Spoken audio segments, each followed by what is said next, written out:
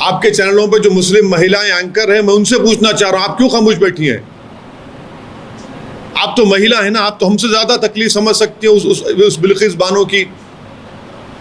आए दिन महिलाओं पर जुल्म होता है, गलत बातें की जाती हैं। कम से कम उन लोगों को तो सोचना चाहिए कि आज बिल्किस बानो है, कल किसी से भी होगा। फिर ये बिल्किस बानो को सिर्फ मुसलमान होने के चश्मे से मत देखिए, ये एक इंसाफ का मुद्दा है। और हम भारत सरकार से, प्रधानमंत्री से डायरेक्ट हम ये डिमांड करते हैं कि उनका जो रिलीज ऑर्डर है उसको कैंसिल करके उन तमाम को जेल को भिजाया जाए। 15 साल जेल में रहने के बाद आज बलात्कारी एक संस्कारी हो गया। नमस्कार, मैं दिलीप ठाकुर और आप देख रहे हैं न्यूज नेशन वॉइस। निर्भया के प्रकरण में पूरा समाज एक आवाज में मांग कर रहा था कि बलात्कारियों को कठोर से कठोर सजा होनी चाहिए। तो वहीं मीडिया और विपक्ष के दलों के लोग निर्भया केस में और समाज के साथ जुड़कर सुर में सुर मिला करके हत्यारों को सजा दिलाया। लेकिन आज यह लोग चुप क्यों हैं? बड़े से बड़े चैनल में बैठे महिला एंकर, एक से एक पढ़े लिखे व शिक्षित लोग बैठे हैं, लेकिन बिल्किस बानो केस में सभी चुप हैं।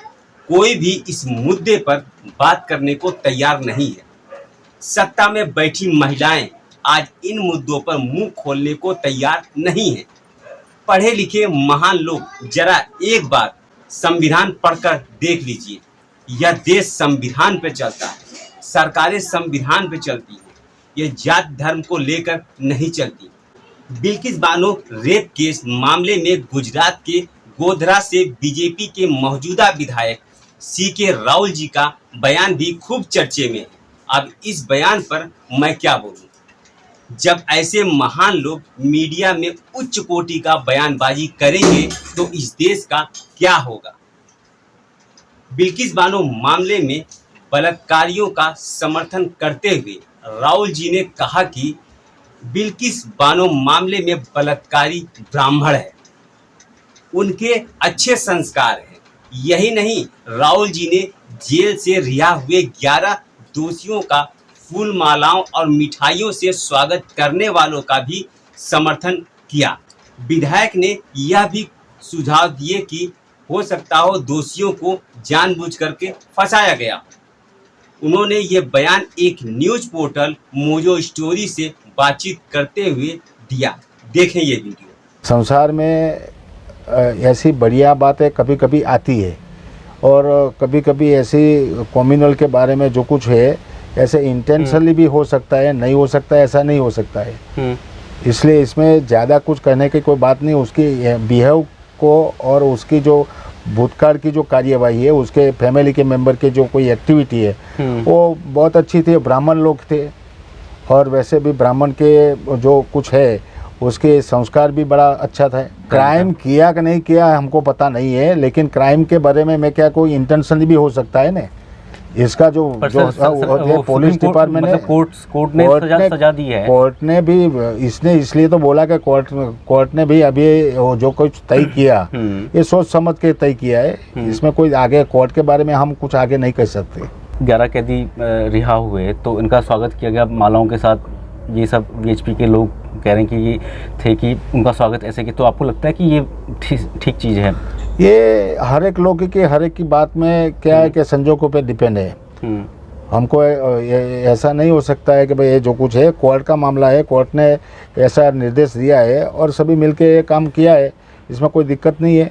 नहीं मैं ये माला पहनाना और लड्डू माला पहनाना ये हमारे के बारे में कोई ऐसी बात नहीं है। बीजेपी विधायक राहुल जी इस बयान के बाद सोशल मीडिया से लेकर राजनीति के गलियारों में एक नया विवाद खड़ा हो गया।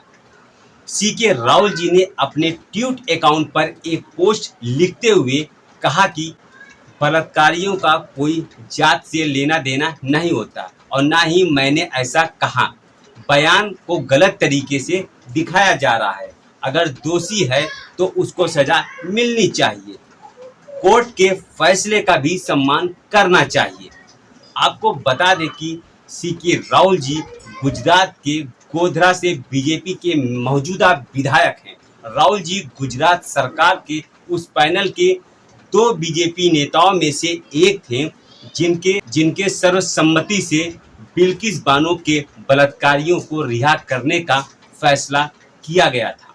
यह फैसला तब किया गया जब एक दोषी ने माफी की मांग करते हुए सुप्रीम कोर्ट का दरवाजा खटखटाया और यह मामला राज्य सरकार को सौंप दिया गया। बिल्किस बानो मामले के 11 दोषियों की रिहाई की सिफारिश करने वाली गुजरात सरकार की सलाहकार समिति के 10 सदस्यों में से 5 का भारतीय जनता पार्टी के साथ संबंध है। एनडीटीवी के इस वीडियो को ध्यान से देखें। हमारे पास एक दस्तावेज है जो बताती है कि इनके कमेटी में 2 बीजेपी एमएलए, एक BJP state executive committee member और 2 अलग लोग जो बीजेपी से जुड़े हुए भी शामिल थे। पहली है विनीता लेले। इस दस्तावेज के अनुसार ये एक सोशल वर्कर है, लेकिन इनके सोशल मीडिया प्रोफाइल से पता चलता है कि ये बीजेपी के सदस्य हैं। ऐसे ही एक और सोशल वर्कर है इनके लिस्ट में, वो है पवन भाई सोनी, लेकिन बीजेपी गुजरात के वेबसाइट के अनुसार ये बीजेपी स्टेट एग्जीक्यूटिव कमेटी के मेंबर है गुजरात में। हमने पवन भाई सोनी से बात करने की कोशिश की, बहुत सारे कॉल्स किए, उनके घर तक गए। फाइनली हम उनसे उनके दुकान पे मिले, उसी एड्रेस पे जो बीजेपी गुजरात के वेबसाइट पे लिखी हुई थी। उन्होंने हमारे कोई भी सवाल के जवाब नहीं दिया, लेकिन ये भी इनकार नहीं किया कि वो या दूसरे लोग बीजेपी से जुड़े हुए थे और वो कमेटी के हिस्सा भी थे। आप वो कमेटी के पार्ट थे, हिस्से थे? वो मेरे बोलने से भी नहीं है 2 दिन से। नहीं, लेकिन आप वो कमेटी के हिस्से थे कि नहीं सर? वो जरा थोड़े आप चेक करवा लीजिए मेरे से पास में। मैं भी इसलिए मैं नहीं कहना, इसलिए मैंने आपको बोला फालतू आप गोल गोल घूमो, मैं आपको गोल घूमो। सर मैं वही ना, आप सोचिए ना, मैं इतनी दूर से आई हूँ तो बहुत दिनों के लिए तो नहीं आऊंगी ना, इसीलिए जस्ट ये कंफर्म करना था कि आप वो कमेटी के हिस्से थे कि नहीं। जो बाजू में जेल है, कलेक्टर ऑफिस में भी है, उसका रिकॉर्ड आप चेक कर लीजिए। आप वो कमेटी के हिस्से थे या विनीता लेले जी, सरदार सिंह बारिया पटेल जी, ये भी उस कमेटी के हिस्से थे? मुझे तो नहीं मालूम है, आप मेरे से बार एक बार मैंने आपको बोल दिया। अच्छा, आप भी भाजपा के लेकिन एग्जीक्यूटिव मेंबर तो हैं, स्टेट एग्जीक्यूटिव मेंबर तो हैं आपका। तो मुझे, क्योंकि आपका नंबर मुझे बीजेपी के वेबसाइट से ही मिला था उनके, तो भाजपा के हिस्से तो आप हैं। अब आपको क्या बताएं? ऐसे एक और सोशल वर्कर है लिस्ट में जो है सरदार सिंह बारिया पटेल। इनकी कांटेक्ट डिटेल्स हमें बीजेपी गोधरा ऑफिस से मिली। ये कहा जाता है कि ये भी बीजेपी से जुड़े हुए हैं। 2 बीजेपी के एमएलए भी इस कमेटी में जुड़े हुए हैं। वो है गोधरा के एमएलए बीजेपी के सीके राहुल जी और कलोल के एमएलए बीजेपी के सुमनबेन चौहान। एनडीटीवी के रिपोर्टर उनके शॉप पर मिलने पहुंची और कुछ सवाल किए। उन्होंने इस मसले पर कुछ भी कहने से इनकार कर दिया।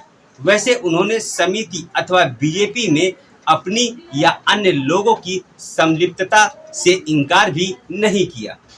महाराष्ट्र प्रशासनिक न्यायाधिकरण की अध्यक्षता न्यायमूर्ति मृदुला भाटकर ने कहा कि जब हमारी आलोचना की जाती है तो हमें बुरा लगता है और हम बचाव भी नहीं कर सकते। न्यायमूर्ति भाटकर न्यायमूर्ति वीके ताहिल रहमानी के नेतृत्व वाली उस खंडपीठ में शामिल थी जिसने सीबीआई और बिल्किस बानो गैंगरेप केस के आरोपियों की ओर से दायर अपील पर हर रोज सुनवाई की थी। जस्टिस मृदुला भाटकर ही नहीं बल्कि बिल्किस बानो केस के अलग अलग समय पर जुड़े रहे न्यायिक अधिकारी भी यही कह रहे हैं कि आरोपियों को छूट देने का निर्णय सरकार ने लिया। ऐसे में न्यायपालिका को दोष नहीं दिया जा सकता। गौरतलब है कि बिल्किस बानो के साथ गैंगरेप और परिवार के सदस्यों की हत्या के मामले में सेशन कोर्ट ने 11 आरोपियों को आजीवन कारावास की सजा सुनाई थी। निचली अदालत ने 7 आरोपियों को बरी भी कर दिया था। सीबीआई ने 7 आरोपियों को बरी किए जाने के खिलाफ अपील की थी। सीबीआई ने 3 दोषियों को मौत की सजा देने की मांग की थी। सीबीआई की याचिका पर सुनवाई करते हुए खंडपीठ ने 2017 में मौत की सजा देने से संबंधित सीबीआई की मांग को खारिज कर दी थी। अमेरिका के अंतर्राष्ट्रीय धार्मिक स्वतंत्रता आयोग USCIRF ने गुजरात के बिल्किस बानो सामूहिक दुष्कर्म के मामले के 11 दोषियों के समय पूर्व रिहाई के फैसले पर कड़ी आपत्ति जताई। आयोग ने कहा कि उम्र कैद की सजा पाए दोषियों की जल्दी रिहाई को अनुचित व न्याय का उपहास है। वहीं आयोग के आयुक्त स्टीफन शेक ने कहा कि यह फैसला धार्मिक अल्पसंख्यकों के खिलाफ हिंसा में शामिल लोगों को सजा से मुक्त करने के एक पैटर्न का हिस्सा है। अब इन 11 दोषियों की रिहाई को लेकर मन में बहुत से प्रश्न घूम रहा है। पहला प्रश्न कि विधायक जी के कहे अनुसार 11 बलात्कारी अगर संस्कारित हैं तो उम्र कैद की सजा क्यों मिल गई? इतने साल जेल में बैठकर कौन सी तपस्या में लीन थे जो उन्हें बाहर निकलने पर फूलों से स्वागत किया गया? अब इन सब में सच्चाई क्या है यह आप समझ सकते हैं और हमें कमेंट करके जरूर बताएं। मिलते हैं अगली खबर में और हाँ, हमारे चैनल को सब्सक्राइब करना न भूलें। नमस्कार, जय हिंद।